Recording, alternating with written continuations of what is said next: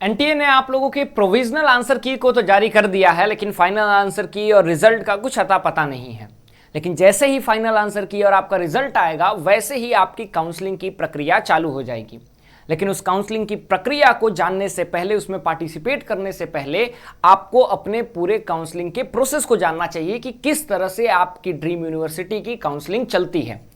तो आज मैं बेसिकली आप लोगों को एशियाज लार्जेस्ट रेसिडेंशियल यूनिवर्सिटी यानी बनारस हिंदू यूनिवर्सिटी के काउंसलिंग प्रोसेस के बारे में बताने जा रहा हूं। थोड़ा कंपैरेटिव एनालिसिस भी रहेगा कि कैसे 2024 में ये अलग होता था, अब अलग होगा, और क्या क्या चीजों को आपको अपने ध्यान में रख करके चलना पड़ेगा। एक बार फिर से मैं आपको बताऊंगा, जब तक मैंने इतनी सारी वीडियोस आपको प्रोवाइड की, उसमें मैंने एक चीज जरूर कहा कि भले आपके कम मार्क्स आए, लेकिन आपको गिव अप नहीं करना है, काउंसलिंग में लास्ट तक रहना है, ठीक है। और जब मामला स्पॉट और मॉपअप का आता है तो आपको प्रोबेबिलिटी और रिस्क थोड़ा बढ़ाना भी पड़ता है। उन सब में डिटेल में आगे हम लोग बात करेंगे कि कैसे काउंसलिंग होती है, कैसे नहीं होती है। लेकिन फिलहाल मैं आज इस वीडियो में आप लोगों को बनारस हिंदू यूनिवर्सिटी के कंप्लीट काउंसलिंग प्रोसेस को, यानी रजिस्ट्रेशन से लेकर के हॉस्टल अलॉटमेंट तक की पूरी प्रोसेस को बताने जा रहा हूं। नमस्कार, स्वागत है आपका हमारा इस online learning platform CUET PG शिक्षा पे। उम्मीद करता हूं कि आप बढ़िया होंगे और बढ़िया मस्त तरीके से आप एनटीए के फाइनल आंसर की और रिजल्ट का इंतजार कर रहे होंगे। इंतजार कीजिए, क्योंकि देरी एनटीए एक सिनोनिम्स है। खैर, आगे बढ़ते हैं और बात करते हैं बनारस हिंदू यूनिवर्सिटी के रजिस्ट्रेशन प्रोसेस की। उससे पहले अगर आप इस चैनल पे नए हैं तो सबसे पहले मेरा रिक्वेस्ट है कि इस चैनल को सब्सक्राइब कर लीजिए और उस बेल आइकन को प्रेस कर लीजिए, ताकि यहां से लेकर के यूनिवर्सिटी तक का रास्ता आपके पूरे काउंसलिंग में हम आपको बहुत सारी हेल्प प्रोवाइड कर सके और काउंसलिंग में आपकी मदद कर सकें। आगे बढ़ते हैं और बात करते हैं काउंसलिंग की।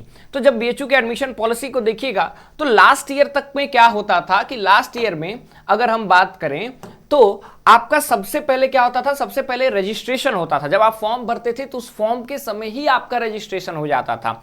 अब जब फॉर्म के समय आपका रजिस्ट्रेशन हो जाता था तो उस वक्त जब आपने फॉर्म फिल किया, उसी में आप कौन कौन सी यूनिवर्सिटी को टारगेट कर रहे हैं वो आप रजिस्टर कर सकते थे। इस बार ये जो ऑप्शन है, ये ऑप्शन इस बार आपके लिए खत्म हो चुका है, तो रजिस्ट्रेशन इस बार आपका नहीं होगा। दूसरी चीज, फिर आपका रिजल्ट आता था। इस बार आपका सबसे पहले क्या आएगा, रिजल्ट आएगा, फिर आपको रजिस्ट्रेशन करना पड़ेगा। और यहीं से आपका जो प्रोसेस है वो थोड़ा चेंज हो जाता है। कैसे चेंज हो जाता है? अगर बनारस हिंदू यूनिवर्सिटी की 2025 की हम लोग बात करें तो सबसे पहले आपका रिजल्ट आएगा, ठीक है।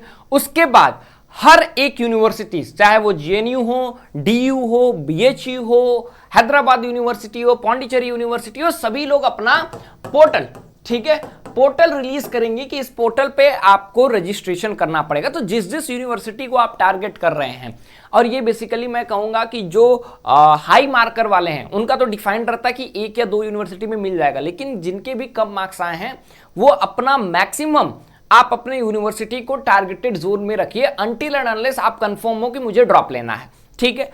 तो ड्रॉप के बारे में तो अभी सोचना ही नहीं है। सबसे पहले आप मैक्सिमम यूनिवर्सिटीज को रखिए। भले ही कितना कम नंबर आया है मैं आपको बता सकता हूं, अब कितना भी कम नंबर, 10-20 नंबर नहीं, आपका जो अगर बहुत ही मिनिमम स्कोर आया है, फिर भी आपके डीयू बीएचयू जैसी यूनिवर्सिटीज में चांसेस बनते हैं कुछ कोर्सेज में, ठीक है। ये कोर्स स्पेसिफिक बातें हैं, उस पर हम लोग बाद में काउंसलिंग के समय बात करेंगे। तो पोर्टल पे आपको रजिस्टर करना पड़ेगा। तो सबसे पहले रिजल्ट आएगा और रिजल्ट के बाद आपको रजिस्ट्रेशन करना पड़ेगा, ठीक है। रजिस्ट्रेशन के ही समय आपको अपने प्रेफरेंस को भरना पड़ेगा। प्रेफरेंस इन द सेंस कि आप डीएमसी चुन रहे हैं, डीएमसी की पेड सीट को चुन रहे हैं। पेड सीट में बेसिकली आपका फी ज्यादा लगता है, पैसा ज्यादा लगता है as compared to main campus की जो रेगुलर सीट है, ठीक है। उसके बाद आप डीएवी भर रहे हैं, डीएवी की पेड सीट भर रहे हैं, एएमपीजी भर रहे हैं, एमपीजी की पेड सीट भर रहे हैं, वीसीडब्ल्यू भर रहे हैं, उसकी पेड सीट भर रहे हैं, वीकेएम भर रहे हैं, उसकी पेड सीट भर रहे हैं।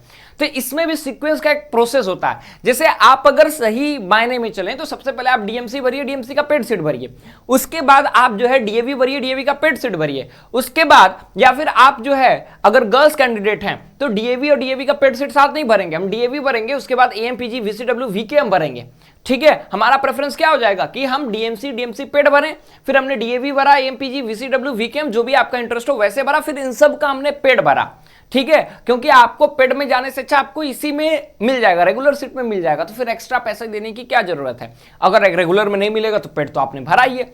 नेक्स्ट, अगर आप बॉय हैं तो आपके लिए डीएमसी पेड, डीएवी पेड, इतना ही जाना पड़ेगा। ये सारे ऑप्शंस आपके लिए खत्म हो जाते हैं, ठीक है। जी हाँ, लड़कों का जीवन कठिन होता है।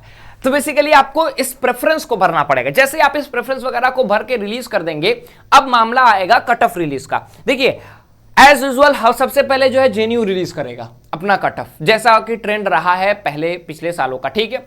अगर उसके बाद डीयू और बीएचयू में फिर वो लड़ाई चलने लगती है, ठीक है, वो जो है ट्रायंगुलर फाइट चलती है कि जेएनयू ने रिलीज कर दिया, अब जो है बीएचयू या फिर अगर डीयू, जो भी इसमें सबसे पहला रिलीज करता है। और मैं आपको बताऊं पिछले बार तो डीयू बीएचयू में फाइट चल रहा था, बीएचयू जस्ट उससे पहले ही, डीयू से पहले ही 2 दिन पहले ही या फिर 1 दिन पहले ही रिलीज कर दिया था, जबकि वो डेट नहीं था रिलीज करने का, उससे पहले ही कर दिया था शायद, अगर मैं गलत नहीं हूं तो इस तरह से ये फाइट चलती है। उसका कट ऑफ शुरुआत में हाई जाएगा, तो आपका क्या होगा, आपका कट ऑफ रिलीज होगा।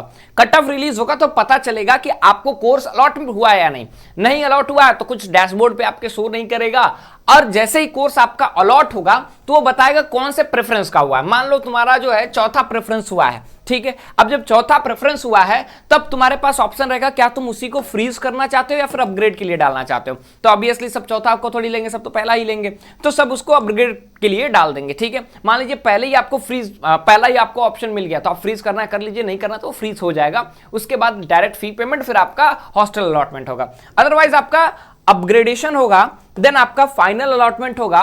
फाइनल अलॉटमेंट जब आपका हो गया, अपग्रेड हो गया, 2-3 राउंड के बाद आपका अपग्रेड हो गया, आपको मान लीजिए पेड डीएमसी मिल गया, आपने उसको फ्रीज किया कि भैया ठीक है, इट्स डन एंड डस्टेड। अब हम लोग क्या करते हैं, हॉस्टल अलॉटमेंट के लिए बात करते हैं, फी पेमेंट वगैरह। यहां पे एक गेम होता है। गेम क्या होता है, सपोज करो आपने क्या किया, आपका रेगुलर राउंड कंप्लीट हो गया। जस्ट आप थोड़ा सा समझिएगा, ठीक है, काउंसलिंग को समझिएगा, काउंसलिंग होती कैसे है, ठीक। मान लो मैंने रेगुलर राउंड जो है, ठीक है, रेगुलर राउंड मैंने अपना कंप्लीट किया और रेगुलर राउंड में मुझे जो है डीएमसी पेड मिला, ठीक है। अब स्टार्ट कौन सा राउंड होगा, अब स्टार्ट स्पॉट राउंड होगा, ठीक है।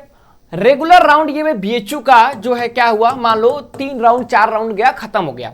लेकिन बीएचयू का जब चौथा खत्म हुआ उस वक्त मान लो हो सकता है कि डीयू का भी चौथा खत्म हुआ हो। जस्ट पहले बीएचयू का चौथा खत्म हुआ, उसके बाद डीयू का अगर चौथा कट ऑफ आ गया तो क्या होगा कि जो रेगुलर राउंड्स में बीएचयू के बच्चे थे वो बीएचयू छोड़ करके कहां जाएंगे, वो डीयू में जाएंगे। स्पॉट राउंड जब आएगा तो रेगुलर राउंड्स की सीट्स कुछ तो खाली होंगी, ऑब्वियसली खाली होंगी, फिर आपकी पेड सीट की खाली होंगी। अब बच्चा यहां पे रिस्क फैक्टर लेता है, कहता है कि मान लो मैंने डीएमसी लिया, ठीक है, हाई कट ऑफ इसको मिला ही है, अब ये डीएमसी पेड पे मिला है, ये यहां पे क्या कर सकता है, अपनी सीट को छोड़ सकता है, क्विट कर सकता है, और फिर यहां पे स्पॉट राउंड में फिर से रजिस्टर करेगा, और हो सकता है कि यहां पे वो रेगुलर पे चांसेस उसके बन जाए। मतलब कि जहां पे अगर यहां पे 10,000 एक्स्ट्रा लग रहा है तो यहां पे आकर के वो 2,000 में अपना काम कर सकता है, 2,500 में अपना काम कर सकता है। लेकिन यहां पे जो आपने क्विट किया है और जो अपने एक्स्ट्रा पेड सीट के दिए हैं 10-12 हजार जो भी रुपए आपने दिए हैं, अगर पेड सीट पे अलग से वीडियो चाहिए तो आप कमेंट सेक्शन में बता दीजिए, मैं उस पर बना दूंगा। तो कह रहा है कि जो एक्स्ट्रा दिए हैं वो मिलने में यार बीएचयू में 1 साल लग जाएंगे। लास्ट ईयर मैं आपको बताता हूं, लास्ट ईयर जो है जो आपके फी थे, ठीक है, जो रिफंड करना था इन लोगों को, 1 साल लगभग लग गया फी रिफंड करने में। बहुत ही एकदम वीक प्रोसेस था। अदरवाइज बीएचयू पिछले साल जितना स्मूथली अपना काउंसलिंग कराया है अब तक के इतिहास में, बहुत ही हेड्स ऑफ, लास्ट टाइम बहुत अच्छा, यूजी पीजी दोनों की काउंसलिंग बहुत अच्छी हुई है और इस बार और भी बेटर होगी, ठीक है। तो बुलेटिन आएगा तो सारी चीजें और ज्यादा क्लियर हो जाएंगी। तो ये सारी चीजें क्या है, ये सारी चीजें आपको ध्यान रखनी पड़ेंगी। वो तो हम लोग उस वक्त बात करेंगे जब आपके राउंड्स वगैरह आएंगे, तब जब जैसे मान लो राउंड खत्म होने वाला रहेगा तब तो हम लोग आपको बताएंगे कि ये राउंड आप छोड़ सकते हैं या नहीं छोड़ सकते हैं। लेकिन काउंसलिंग इज ऑल अबाउट आप कितना एनालिसिस कर रहे हैं। देखो जिसका ज्यादा नंबर आया उसके लिए तो क्या है, मस्त आराम से पंखा चालू करके सोने वाला समय रहता है कि भैया हम आराम से सो रहे हैं, मेरा हो गया, एक जगह हो गया।